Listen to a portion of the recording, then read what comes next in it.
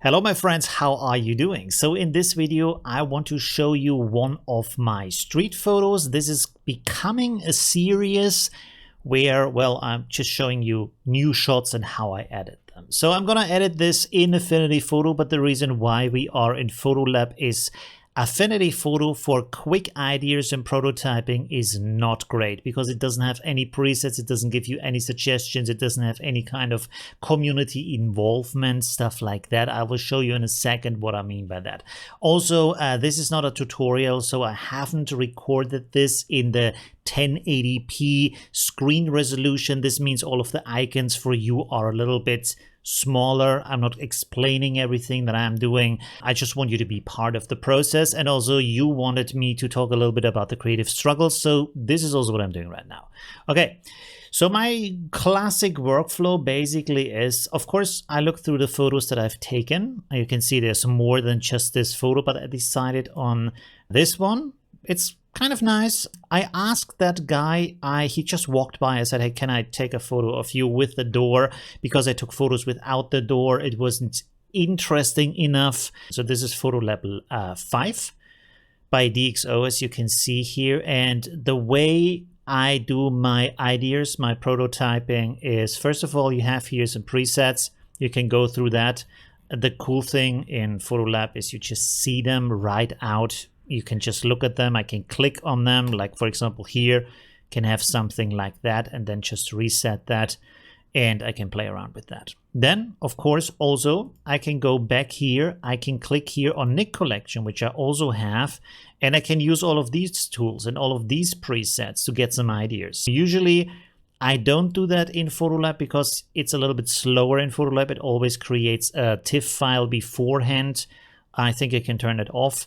And then loads a TIFF file into that. So in Affinity Photo, I can just use the JPEG. Now, the next thing I want to show you is Lightroom. This is the cloud version, not the classic version, because the special thing, the amazing thing about the cloud version is it has unlimited, endless amounts of presets that are generated by the community, maybe also by Adobe, and it will look at your photo and it will suggest to you different kinds of styles, different kinds of ideas. So you can just mouse over that and very, very quickly see these kind of results, get these kind of ideas. You can save them as variations. You can do a lot of things.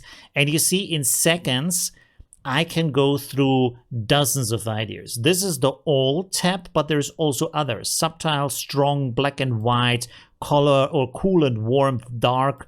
You have cinematic and HDR. So there's a lot of things you can use here. And you can apply them right away if you enjoy them. Or if not, just take the idea, play around with the idea.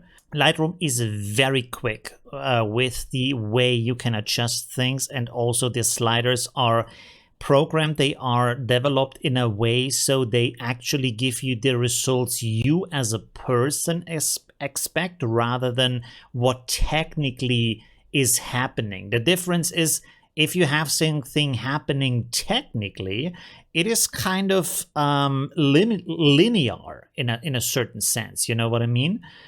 But if it's humanized, it gives you the result where you think that should be the result. For example, a shadow in Lightroom is an actual shadow, not just something that is dark. So I looked through these things. I like this style a lot. It doesn't have everything I need. I could finish it in Lightroom.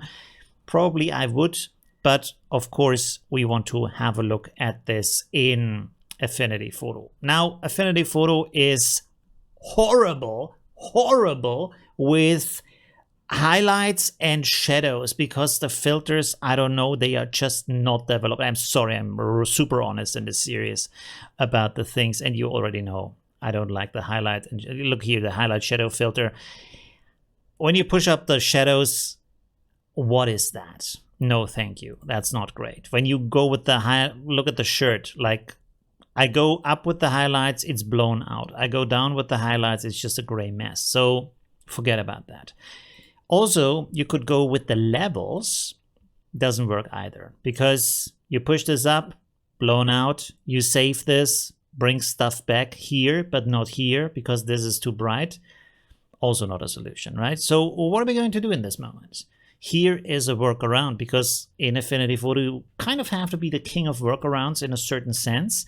So what I'm doing here is I make a selection of the shirt, because the shirt is very different from the rest of the photo, right? So we make a selection here with our selection brush tool like that. Let's go over that and go down here, and then also is a little bit in here on the hand. We will capture that too. Luckily this tool is working great, so no problems here. You can also go to the subtract mode if you selected a little bit too much. And so this makes very quick work of choosing the parts that you want to select, especially because the shirt is just very high contrast compared to the rest of the image. Let's click on refine here to get a little bit of help, and you can see now we have only the shirt. So the way we are doing this is I will create an adjustment for levels with this selection, and then I will go here to select, invert pixel selection, and I will make another levels adjustment. This will have now a mask on it that has everything but the shirt, right? So we can write here shirt, and then we can write here no shirt. There we go, super easy. Okay, cool. So now that we have this, I can go Control D to deselect, and then I can play around with my image. You see, now when I do this, it adjusts everything but the shirt. So this is really helpful, because everything but the shirt is different from the brightness. So what I have here is to push this up a little bit like so, give it a little bit more space, make everything a little bit more visible. Let's protect the bright values a little bit. Should we push up the dark values? No, or maybe a little bit to make it a little bit more vintage. There we go, just 2%, that's good enough. Then we go over to the shirt. Like I said, this is not a tutorial. I'm going pretty quick through this. Let's push this over a little bit and then like this, so we have a certain amount of brightness in here. Okay, cool. So next thing here that we want to do is, so let's go here to Selective Color. Here we have the different channels. I'm just playing around with them a little bit. Let's push this up a little bit. Don't look too much at the colors as they look now, because we're gonna adjust them later on too in another way. I'm just wiggling around. You can see this is the door in the background. Wiggling, the wiggle test as I call it, is always good to show you, is this color happening in here or not, right? Because sometimes you just don't see it with your eyes, and something is happening and you don't know it. So wiggle, wiggle, and then you know what's going on. It's very easy. We have some signs, we have some blues here in the background. Up here, this has some blue values in there. You can see, even though this says cyan and this looks like green, it has a little bit on it, and you can adjust it like this. Very easy. We can make this a little bit darker so it doesn't pop so hard in the image. And then I'm gonna desaturate it afterwards anyway, so it's not that important, but still. All right, cool. So we are that far. Here comes the next trick, because I was inspired by this kind of style we saw here in Lightroom, and I want to improve on that a little bit. So we have to remove all the colors other than the beige colors.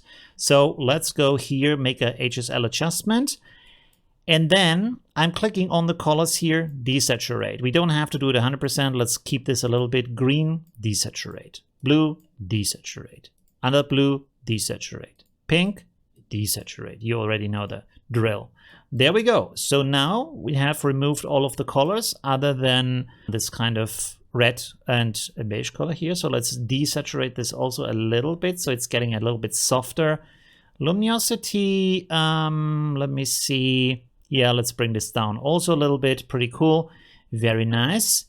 So far, already pretty happy. Now, of course, as you know, I'm a huge fan of the custom painted vignette. So we're going to do this next.